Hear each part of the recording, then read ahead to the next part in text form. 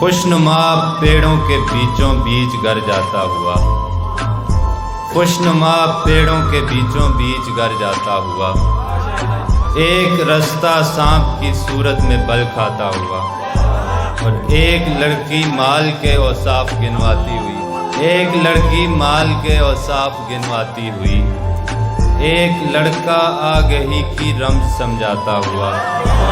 सब के सांप पानी को लेकर लड़ रहे हैं और खुदा, सब के सांप पानी को लेकर लड़ रहे हैं और खुदा, सब किसानों की ज़मीं पर अब्र बरसाता हुआ। एक मछली झील के पानी पे लहराती हुई, एक मछेरा मिस्त्री से जाल बुनवाता हुआ, एक मुसाफिर पर सफ़र में मुश्किलें आती हुई, एक मुसाफिर पर सफ़र में मुश्किलें आती हुई, एक पौधा सहन के गोशे में मुरझाता हुआ।